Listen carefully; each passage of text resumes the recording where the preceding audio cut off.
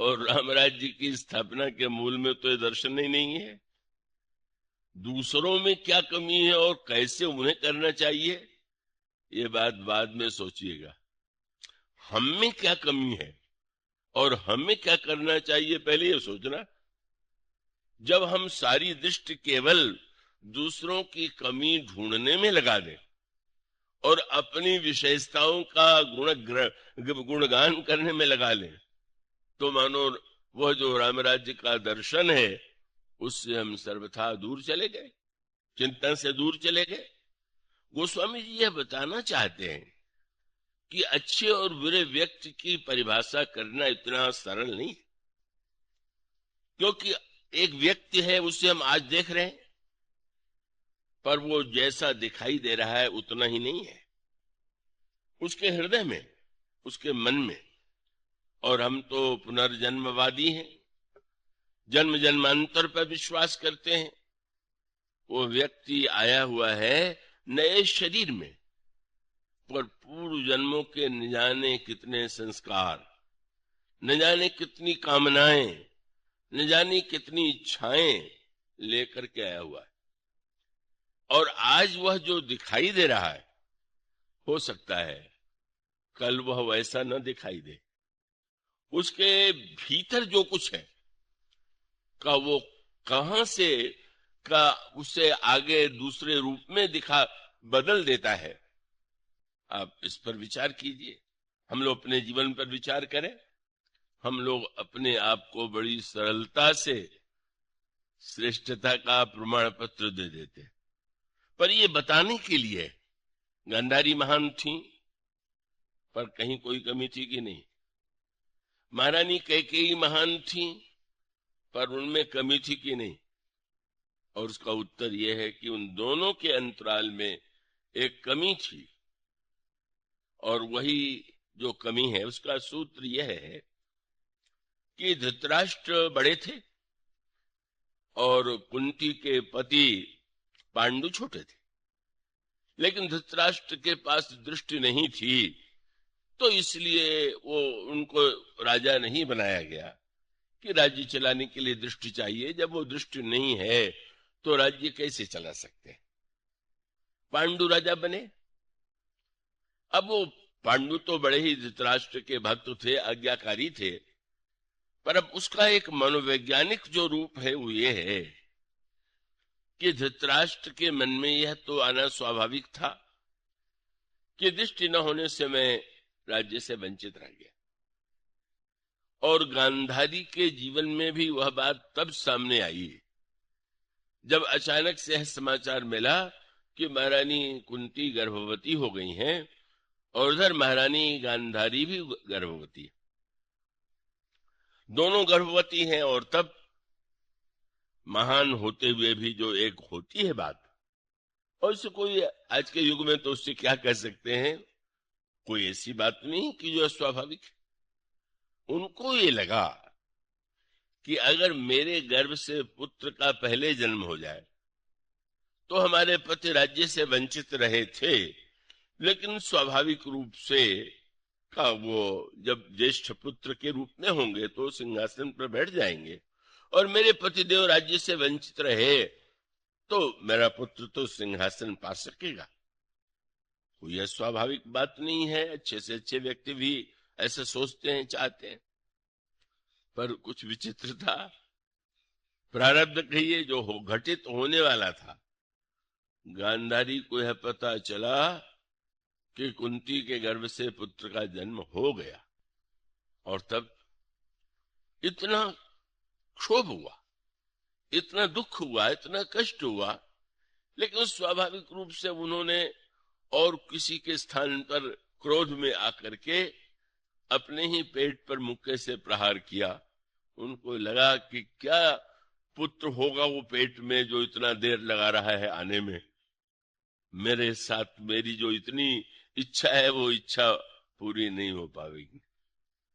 और उसका मूल तात्पर्य ये है, रामराज्य की समस्या इसलिए बड़ी जटिल है कि अच्छा से अच्छा व्यक्ति होगा तो उसमें कोई न कोई इच्छा तो होगी। यह दावा करने वाले तो बहुत से लोग हैं कि मुझे कोई इच्छा नहीं। ऐसा कहने वाले तो अनेक मिल जाते हैं, मुझ में कोई स्वार्थ नहीं। पर ऐसा व्यक्ति क्या हो सकता है, क्या होता है क्या? और उसका उत्तर है कि अपवाद के रूप में हो सकता है। व्यक्ति है तो व्यक्ति के जीवन में का वो कामना कितनी बड़ी है, कितनी छोटी है, और उस कामना की पूर्ति के लिए वो क्या कर सकता है, कहां तक जा सकता है, इसमें भिन्नता है। और तब एक कामना वह है कि जहां पर व्यक्ति दूसरे के अधिकार को हड़पना चाहे, और एक कामना वह है कि जहां पर व्यक्ति सोचता है कि जो नहीं हुआ अब होना चाहिए। और उसके बाद फिर वो कथा आती है किस तरह से वो जो पुत्र हुए वो मृत जैसे थे, अनेक थे। उसकी बड़ी सांकेतिक भाषा महाभारत में आती है। और 100 पुत्रों के रूप में गांधारी ने 100 पुत्रों को जन्म दिया। कुंती के द्वारा तो पुत्र हुए, 3 पुत्र हुए, और दूसरी जो उनकी महाराज पांडु की पत्नी थी उनके द्वारा 2 पुत्र, यहाँ 5 और वहां शत। अंत में दुर्योधन के मन में जो बात थी वही थी जो गांधारी के हृदय में थी, और गांधारी के हृदय में थी। और वो भले ही, जैसा मैंने कहा कि अब गांधारी की विशेषता ये नहीं है कि वो हल्केपन पर उतर करके सोचें कि कुंती के पुत्रों का को मरवा दें या उनकी मृत्यु हो जाए। वो कुछ नहीं उन्होंने किया, अपने ऊपर ही प्रहार किया। लेकिन गर्भ में रहने वाला पुत्र उससे बहुत आगे बढ़ गया। वो जिस कामना को पाल रही थी का वह दुर्योधन में अतिशय प्रबल हो जाती है। और तब वो सारा संघर्ष जो है एक परिवार का संघर्ष बन गया, जहां पर कौन राज्य का उत्तराधिकारी है, किसे होना चाहिए। और इस तरह से महाभारत के युद्ध का बीज बना। और दुर्योधन ने उसके लिए सारे अनुचित से अनुचित मार्गों का अवलंबन लिया। महारानी गांधारी ने बार बार उसको रोका क्योंकि उनका चरित्र विचारपूर्ण है। लेकिन इतना होते हुए भी उनकी दुर्बलता का एक रूप और सामने आया जब वो युद्ध समाप्त होने वाला था। और एक वह था जो कि उनके गर्भ में मन में था। और यहां क्या है, महारानी कैकेयी के द्वारा जो अभिलाषा है वही उनके पिता के मन से आई हुई है। पिता कैकेयी ने वचन लिया है कि मेरे पुत्र को ही राज्य मिलना चाहिए। मानो मूल चिंतन तो बहुत स्वाभाविक है। आप में से, हम में से प्रत्येक व्यक्ति चाहता है मेरा पुत्र उन्नति करे, मेरा परिवार उन्नति करे, आगे बढ़े। तो यह चिंतन तो बड़ा स्वाभाविक है। कैकेयी को के गर्भ से जो पुत्र हो वह सिंहासन पर बैठे, यह वचन लिया महाराज कैकेयी ने। लेकिन ऐसा लगा कि कैकेयी जी जैसे उसको बिल्कुल भुला चुकी, अब इच्छा नहीं रह गई। पर यह नहीं था। आप किसी वस्तु को डाल दीजिए तो कब किस समय वो वस्तु भीतर से बाहर आ जाएगी इसका पता लगाना बड़ा कठिन। तो रामायण और महाभारत में क्या अंतर है? गांधारी और कैकेयी में अंतर इतना ही है कि गांधारी का पुत्र दुर्योधन है, और त्रेता युग में अंतर है कि महारानी कैकेयी के पुत्र भरत हैं। अगर महारानी कैकेयी के गर्भ से भी दुर्योधन जैसा जन्म ले लेता तो रामायण भी महाभारत बन जाता। और क्या हो सकता था? महाभारत बनने में क्या विलंब था? वहां भी वही संघर्ष हो जाता। राज्य किसे प्राप्त होना चाहिए, राज्य का अधिकारी कौन है। मानो बस अंतर दुर्योधन और भरत में है। अंतर उन दोनों जो पात्र हैं उनके अंतःकरण के संस्कार में वो समानता है। तो ये जो महाभारत का युद्ध है वो एक, उसको धर्म युद्ध कहते हैं। माने अगर किसी के साथ अन्याय हो रहा है तो अन्याय नहीं होना चाहिए। अन्याय नहीं सहना चाहिए। इस शब्द के नाते वह युद्ध हुआ। धर्म क्षेत्रे कुरुक्षेत्रे संवेतायुत्सव ममकाः पांडवाश्चैव किम कुर्वत संजय। रामायण का जो दर्शन है, बस यही तो अंतर है। भला द्वापर युग में कभी राम राज्य बन सकता था? भगवान कृष्ण का राज्य बन सकता था? इसलिए भगवान तो बड़े चतुर निकले, उस सिंहासन पर कभी बैठे ही नहीं। वो बैठाया भी तो उन्होंने का जो कंस के पिता उग्रसेन थे, उग्रसेन ही सिंहासन पर बैठते हैं, और आप तो अपने आप को उससे अलग रखते हैं। उसका एकमात्र कारण यह है कि राम राज्य सक्रिय से अधिक विचार की भूमि में स्थापित होता है, चिंतन में स्थापित होता है। और विचार और चिंतन का अंतर ही द्वापर युग का और त्रेता युग का महान अंतर है। द्वापर युग के जो बुरे पात्र हैं उनको तो जाने दीजिए, जो अच्छे पात्र हैं उनके चरित्र को पढ़ करके भी चकित हो जाना पड़ता था कि क्या सचमुच ऐसे भी धर्मात्मा हो सकते थे क्या? युधिष्ठिर उस युग के धर्मराज थे। ये न समझिएगा युधिष्ठिर सार्वकालिक धर्मराज है। त्रेता युग की कसौटी पर वो किसी प्रकार से धर्मराज सिद्ध नहीं होंगे, पर वो फिर वो इस युग के थे। उस युग में उनको धर्मराज की उपाधि प्राप्त थी। और धर्मराज की धर्म संबंधी धारणा क्या थी? दुर्योधन ने अगर जुआ खेलने के लिए आमंत्रण दिया तो वो धर्म की दृष्टि से जुआ खेलने गए। उनकी मान्यता ये थी कि क्षत्रिय को अगर कोई युद्ध के लिए या जुए के लिए ललकारे तो उसे अवश्य उसको स्वीकार करना चाहिए, नहीं तो छात्र धर्म से विमुख हो जाएगा। इस प्रकार से धर्म की कोई व्याख्या त्रेता युग में बिल्कुल नहीं थी। कोई युद्ध के लिए कहे और लड़ना जरूरी है, कोई जुए के लिए निमंत्रण दे तो जुआ खेलना जरूरी है। जो धर्म इस तरह से जिस युग की व्याख्या हो, उस युग में क्या रामराज्य बनेगा? यह तो कल चर्चा चल रही थी, आज तो बहुत अधिक लोग हैं कि वे परशुराम जी महाराज तो श्री राम से यही कहते हैं कि तुम क्षत्रिय हो और क्षत्रिय युद्ध को से भागता नहीं है, तो मैं करूं परितोष मोर संग्रामा, तुम युद्ध करो, मुझे संतुष्ट करो। भगवान राम अगर धर्म का वह अर्थ मानते होते कि चुनौती देने पर लड़ना जरूरी है तो खड़े हो जाते। हम आप भी खड़े हो जाते हैं। कोई ललकारे तो कहेंगे अच्छा हम देख लो तुम क्या कर लोगे। परशुराम जी की अपेक्षा श्री राम बहुत अधिक शक्ति संपन्न है, समर्थ है। और परशुराम जी कहते हैं कि तुम युद्ध की चुनौती स्वीकार करो। और वह क्षत्रिय भगवान राम, उनके जिनका क्षत्रिय जात में जन्म हुआ था, उनका उत्तर क्या था? उन्होंने यही तो कहा कि महाराज युद्ध के बाद भी तो एक व्यक्ति जीतता अथवा हारता है।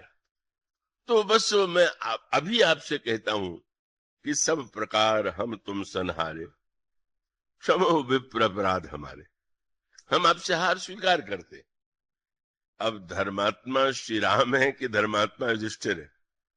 और युधिष्ठिर के बाद जाने दीजिए पितामह भीष्म इतने बड़े धर्मात्मा के रूप में प्रसिद्ध थे, लेकिन उनकी धर्म संबंधी जो धारणाएं थीं, कितना विचार की कसौटी पर ऐसा लगने लगता है कि अरे ये क्या धर्म का चिंतन हुआ, क्या ये व्याख्या हुई?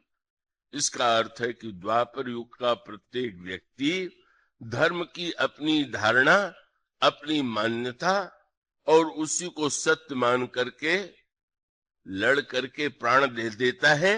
यही उसकी वीरता का सबसे बड़ा प्रमाण है। जिसको उसने धर्म माना का उसने कहा हम उसके लिए लड़के प्राण दे देंगे, सब कुछ छोड़ देंगे।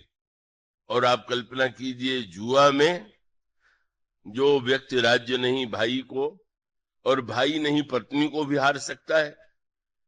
ये तो दोष है कि भीष्म ने या द्रोण ने क्यों नहीं रोका? पर युधिष्ठिर क्यों नहीं बोलते, क्यों नहीं अर्जुन बोलते हैं?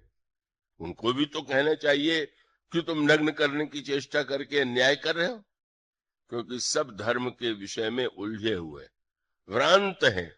द्रौपदी यदि प्रश्न करती हैं कि जब महाराज स्वयं अपने को हार चुके थे तो मुझे हारने का उन्हें अधिकार कहां था, ये धर्म है कि अधर्म है?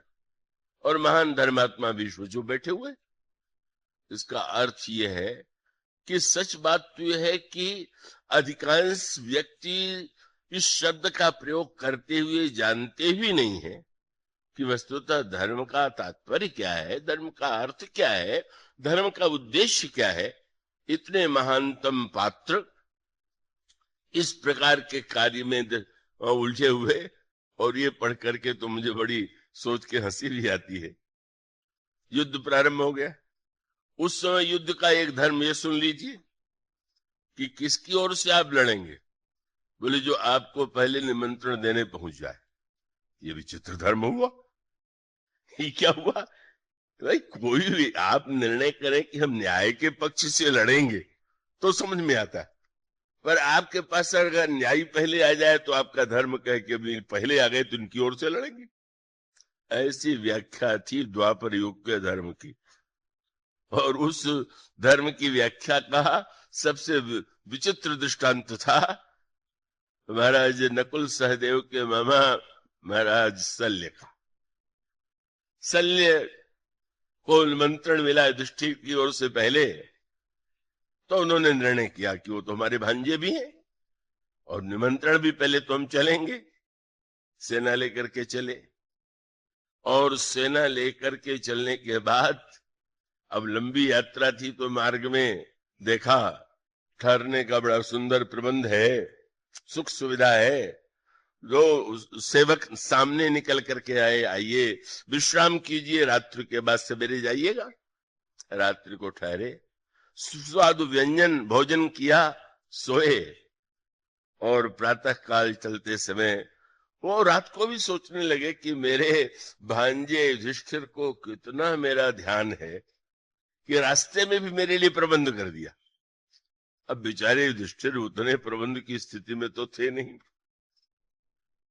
तब सेवकों से जब उन्होंने ये कहा कि मेरे भांजे युधिष्ठिर वो मैं भी धन्यवाद दूंगा और तुम लोग भी कहना कि मैं बड़ा ऋणी हूं कि उन्होंने मेरे सुख सुविधा का इतना ध्यान रखा।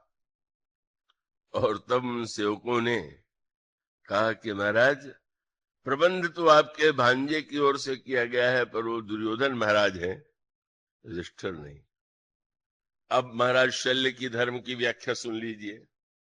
उनको लगा कि शास्त्र कहता है कि जिसका धान्य खा ले उसकी ओर से लड़े। अब मैंने दुर्योधन का अन्न खा लिया है तो दुर्योधन की ओर से लड़ना मेरा धर्म है। पढ़ करके आज भी आश्चर्य होता है कि ऐसा भी कोई चिंतन हो सकता है क्या? अगर निमंत्रण आया उनकी ओर से तो उनकी ओर से लड़ेंगे, भोजन कर लिया दुर्योधन का तो दुर्योधन की ओर से लड़ेंगे। और उनको दृढ़ विश्वास था कि धर्म ही सबसे बड़ी वस्तु है। युधिष्ठिर कितने भी प्रिय क्यों न हो, पर मैं धर्म का त्याग नहीं कर सकता। पर वो युधिष्ठिर से मिलने गए और यही कहा कि तुम तो बड़े धर्मात्मा हो, मेरे सामने धर्म संकट है, इसलिए मैं तो बाध्य होकर के दुर्योधन की ओर से लड़ूंगा। मैं कभी कभी जब पहली बार मैंने प्रसंग पढ़ा तो इस सोच करके मुझे थोड़ी हंसी भी आई, थोड़ा बुरा भी लगा। मुझे लगा कि अच्छा हुआ रामायण काल में धर्म ऐसी व्याख्या वाला नहीं था, नहीं तो रावण के बाग का फल खाने के बाद हनुमान जी को भी रावण की ओर से लड़ना पड़ता। यार भाई ठीक है मैं आया था, लेकिन रावण के बाग का फल खा लिया तो अब तो रावण की ओर से लड़ेंगे। सो तो हनुमान जी ने किया नहीं, फल भी खा लिया, बाग भी उजाड़ दिया, जिसने रोका उनको मार भी डाला, पकड़ के बुलाए गए तो नगर को भी जला दिया। तो क्या है इसका अर्थ ये है कि महाभारत काल में धर्म की जो धारणा और व्याख्या थी वो महत्वपूर्ण धार्मिक इसलिए माने गए कि उसके लिए वो बड़ा त्याग करने को तैयार थे, बस इतना। का उसको, और उसके साथ जो कथा है वो और भी विचित्र है। कहने लगे युधिष्ठिर, मैं लड़ने तो जाऊंगा पर मेरे मन में तो यह दुख रहेगा कि तुम्हारी ओर से लड़ नहीं पाया, तुम कुछ तो मुझसे वरदान मांग लो। युधिष्ठिर जी ने कहा कि नहीं। भगवान कृष्ण थे वहां विराजमान, कहने लगे कि नहीं, मामा से न मांगने पर इनको लगेगा कि तुम नाराज हो, तो मैं तुम्हारे बदले में इनसे मांग लूं। और कहने लगे कि मैं इनकी ओर से मांगू तो ठीक है, आप मांग लीजिए। तो भगवान कृष्ण ने कहा कि जब कर्ण सेनापति बनेगा तो मैं जानता हूं मेरे समान सारथी की खोज करेगा, और इस युग में मेरे समान रथ चलाने की कला में तुम निपुण माने जाते हो। तो जिस समय कर्ण की ओर से यह प्रस्ताव आवे कि महाराज शल्य रथ हाके, नहीं करना कि मैं राजा रथ होकर रथ थोड़ी चलाऊंगा, तुम स्वीकार कर ले।